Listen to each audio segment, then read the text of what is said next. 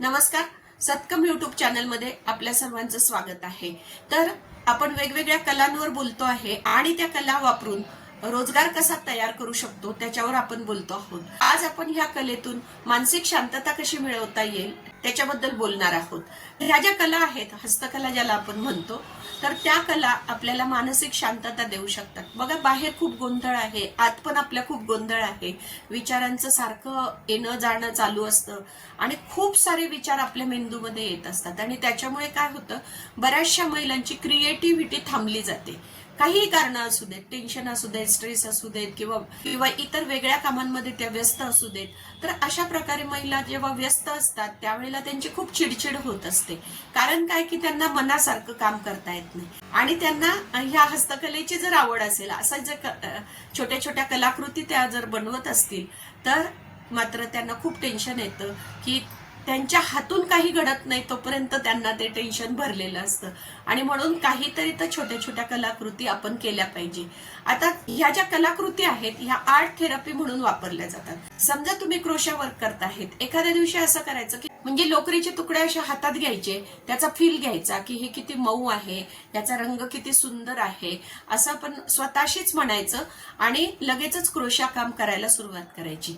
Crochet करताना मात्र टाके तुम्ही मोजायचे नाही आणि थोड्या वेळाने दुसरा रंग घ्यायचा, जो तुमचा आवडीचा रंग आहे त्याने विणायला सुरुवात करायची.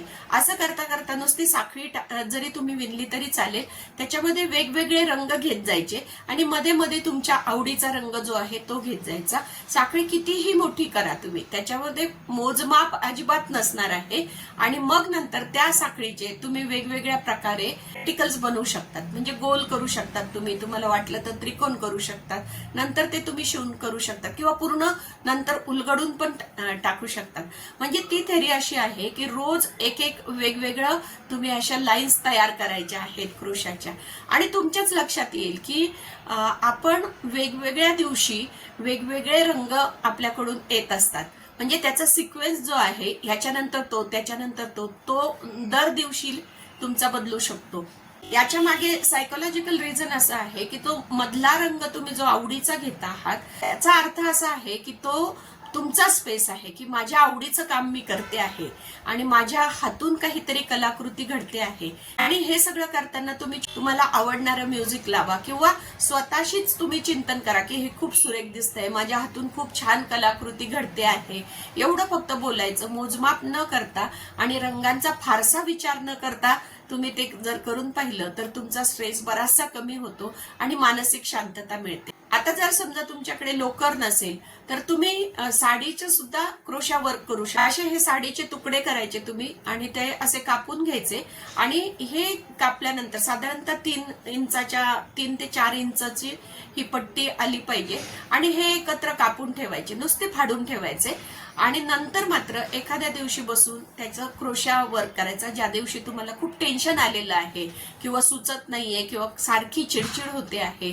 तर त्यावेळेला क्रोशाची सुई हातात घेऊन हे क्रोशा काम करायचं. म्हणजे बघा, ही मॅजिक रिंग समजा केली. आता माझ्याकडे समजा लोकर नाहीये, जुनी साडी जी होती त्याच्यापासून मी आता बनवणार आहे काहीतरी क्रोशाचं आणि म्हणून ही जी स्ट्रीप आहे साडीची ती घेतली आणि क्रोशाची सुई घेतली आणि त्याच्याने फक्त मी काय करते आहे, साखळी जी आहे ती विणते आहे.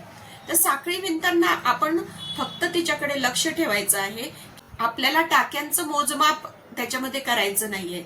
हे बघा, याच्यामध्ये मी आता ही साखळी करते आहे. अशा प्रकारे तुम्ही साखळी करता आणि मग तुम्ही अशी ही साखळी जी आहे ती शेवटपर्यंत करत राहतात आणि तुम्हाला अशा प्रकारची साखळी तयार होते. आणि मग तुम्हाला वाटेल तर तुम्ही दुसरा रंग घेऊ शकता. दुसऱ्या रंगाचे सुद्धा स्ट्रीप तुम्ही कापून ठेवायचे आणि मग बघा असं मी करून ठेवलेलं आहे. बघा, अशा वेण्या जर तुम्ही करून ठेवल्या, त्याच्यामध्ये तुम्हाला पाहिजे ते रंग घ्यायचे, तर नंतर मात्र तुम्हाला असं गोल करून त्या शिवल्या तर तुम्हाला पायपुसणी करता येतात किंवा टी कोस्टर्स करता येतात, छोटे छोटे डायनिंग टेबल मॅट बनवता येते तुम्हाला, ह्याच्या पर्सेस सुद्धा बनवल्या जातात. तर अशा प्रकारे नंतर तुम्ही ते शिवून घ्यायचं आहे. हे जे केलेलं आहे ते तसंच केलेलं आहे. बघा, हे तुम्ही क्रोशाने करू शकतात, क्रोशा नसेल तर हाताने करू शकतात तुम्ही. हे बघा, हे बघा, हे दुपट्ट्यापासून केलेलं आहे. हा अपीअरन्स तुम्हाला पाहिजे असेल, म्हणजे धागे दिसायला पाहिजे असतील तर ही बाजू जी आहे ती लावू शकतात, किंवा हे दुपट्ट्यापासून बनवलेलं आहे. तर अशा प्रकारची कलाकृती तुमच्या हातून घडते. शिवाय साडी पण अपसायकल होते, शिवाय तुम्ही साडीचा परत वापर करतात. त्याच्यामुळे आपण मागच्या व्हिडिओमध्ये जे बोललो, फॅब्रिक जाळल्यामुळे होणारं पोल्युशन जे आहे ते कमी होण्यासाठी आपण काम करतो आहे. एवढी भावना आपल्यामध्ये यायला पाहिजे. ह्याच्यासाठी आपल्याला दुसऱ्याचं व्हॅलिडेशन घेण्याची गरज नाहीये, म्हणजे दुसऱ्याने चांगलं म्हटलं पाहिजे असं सुद्धा नाहीये. आपली कलाकृती आपल्याला आवडली, आपण फार तर फार दुसऱ्याला विचारू शकतो की ही कशी झालेली आहे. त्याच्याकडून पण उत्तराची फारशी अपेक्षा न करता त्या कलाकृतीचा आपण आनंद घेतला पाहिजे.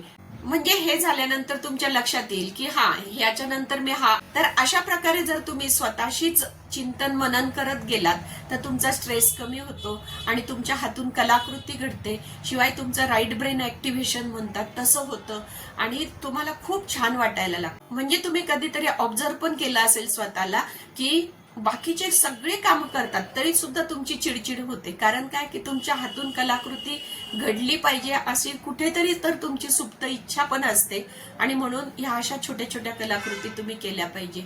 तुम्ही कुठल्याही प्रकारच्या कलाकृती करा, पण हाताने करा, छोट्या छोट्या करा.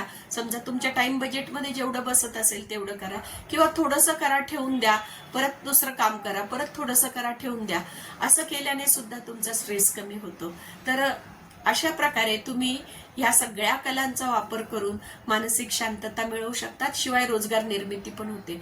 आता लवकरच आपण ऑनलाईन मार्केटिंग कसं करायचं त्याच्याबद्दल मी आता शनिवारी म्हणजे ह्या 28 तारखेला 2 वाजता एक युट्यूब लाईव्ह घेणार आहे. तुम्हाला मी प्रत्यक्षात भेटणार आहे म्हणजे युट्यूबवर, आणि त्यावेळेला आपण ह्या प्रॉडक्टचं पॅकिंग कसं करायचं आहे, ह्या महिलांनी बनवलेल्या प्रॉडक्टचं मार्केटिंग कसं करायचंय, त्याच्यासाठी आपल्याला काय काय तयारी करावी लागेल, ह्या सगळ्याबद्दल आपण नक्की बोलूया. तर आपल्याला हा व्हिडिओ कसा वाटला ते नक्की सांगा मला, कॉमेंट करा आणि आपलं चॅनल सबस्क्राईब करा. धन्यवाद.